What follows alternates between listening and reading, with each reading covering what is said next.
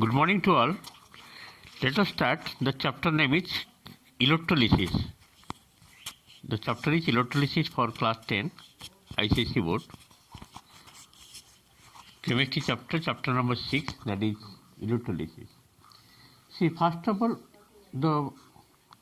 before going to electrolysis chapter, we should know different types of substance. Okay, different types of substance. Before going to electrolysis chapter, we should know about what are the different types of substance. As you know, substances are divided mainly two types. Mainly substance is of two types. One is conductor, which conduct electricity, another is non-conductor, which do not conduct electricity. The first classification is conductor and non-conductor. Again, this non-conductor divided into two categories. One is non-metal, another is a non-electrolyte. Okay, non-conductor classification is non-metal and another is non-electrolyte. Next come to conductor. The conductor is classified into two categories. One is metallic conductor like iron, copper, iron, aluminum, mercury, etc. These are metallic conductors which conduct electricity. Next one is electrolyte.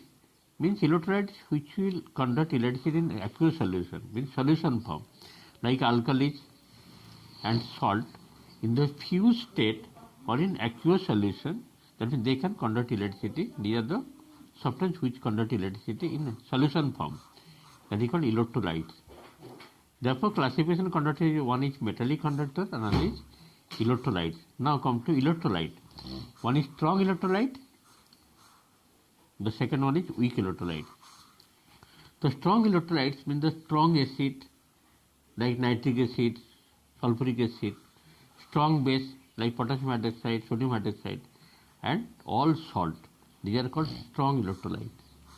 And weak electrolyte, organic acid, organic base, phenol, benzene group containing OH, ammonia. Ammonia is an electrolyte, weak electrolyte. You have to memorize the short answer type question.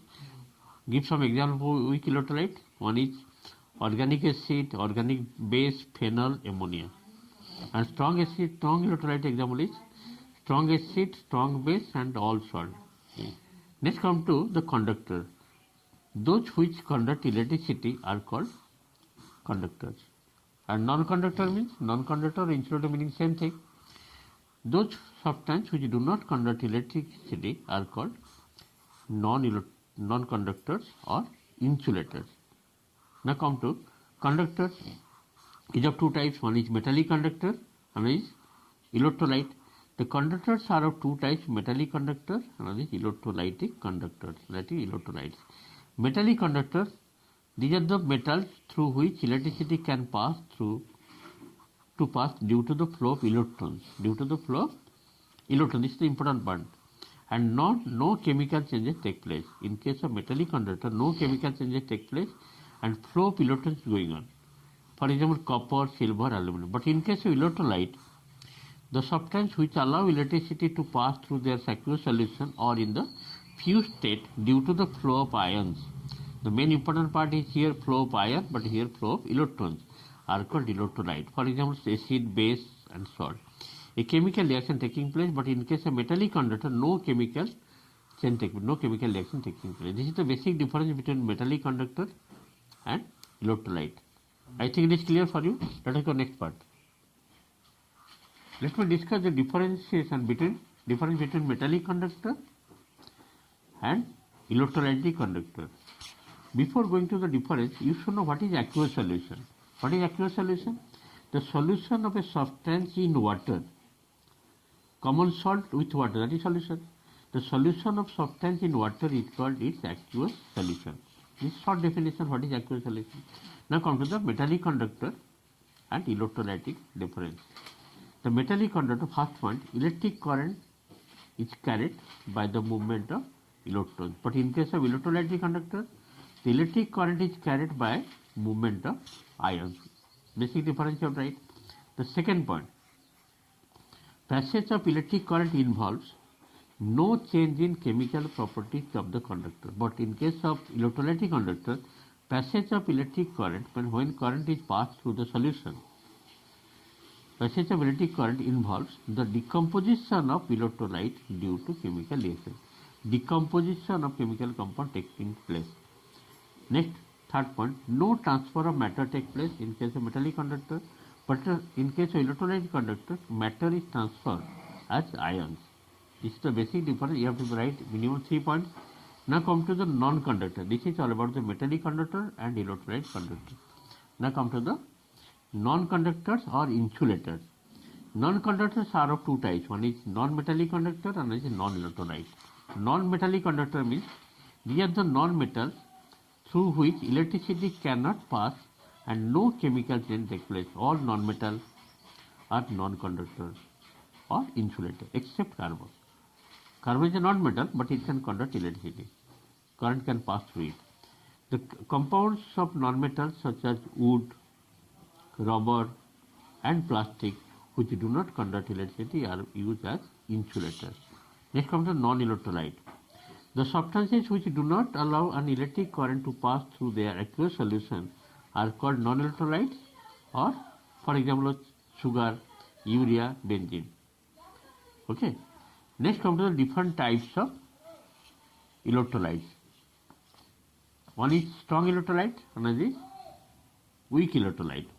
The definition of strong electrolyte: though electrolytes which in molten or dissolved state dissociate almost completely into ions and allow a large amount of electricity to pass through them, are called strong electrolyte. For example, hydrochloric acid, sulfuric acid, H2SO4, sodium hydroxide, potassium hydroxide, sodium chloride, these are salt, potassium chloride, copper sulfate, these are all strong electrolyte. At least you have to memorize this for your short answer type question.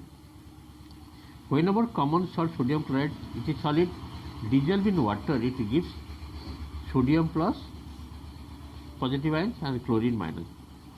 The solution of a strong electrolyte contains almost free mobile ions. Now come to the weak electrolyte. Weak electrolyte, the definition is, what is now weak electrolyte? Those electrolytes which in the molten or dissolved state dissociate only to a very small extent and allow only a very small amount of electricity to pass through them are called weak electrolyte. For example, acetic acid, CH3COH, ammonium hydroxide, this is the acetic formula. Acetic acid plus water dissociate, no doubt, CH3CO minus H plus, but this is weak. Since a weak electrolyte ionizes, dissociates in its aqueous solution partially, its solution contains partly ions and partly molecules. Therefore, these are called weak electrolytes. Now come to the example of electrolyte and non-electrolyte. You have to give some example of electrolyte and non-electrolyte. See, electrolyte means sodium chloride, potassium chloride, copper sulfate, hydrochloric acid, sulfuric acid, nitric acid, sodium hydroxide, sodium sulfate, lime water. These are all examples of electrolyte. And non-electrolyte means like sugar, urea, glucose, alcohol, benzene, glycerin, pure water, petrol and chloroform. These are the example of non-electrolyte. You have to memorize this one. I think it is clear. Next I am going to, what is electrolysis? Let me discuss what is electrolysis. This is the last portion today. Electrolysis. Conductivity of direct current by an electrolyte is always accompanied by chemical changes at the electrodes. In many cases, the two changes together constitute decomposition of the electrolyte. When this occurs, hydrogen or a metal is liberated at the negative electrode, that is cathode, and non-metal at a positive electrode, that is positive electrode means anode. You have to memorize the negative electrode cathode, positive electrode is anode. For example, in the solution of hydrogen chloride, hydrogen gas is liberated at the cathode. Cathode is negative electrode, cathode, and chlorine gas at the anode. Anode is positive electrode. Similarly, in the solution of copper chloride, metallic copper is deposited on the cathode. Because copper is positive, it will go towards negative electrode, that is cathode, and chlorine gas is liberated at the anode. You have to memorize for short answer type question. Thus, the passage of an electric current through an electrolyte Accompanying chemical changes is called electrolysis. This is the basic definition of electrolysis. And next I will discuss the different terms related to this chapter. Thank you for today's class.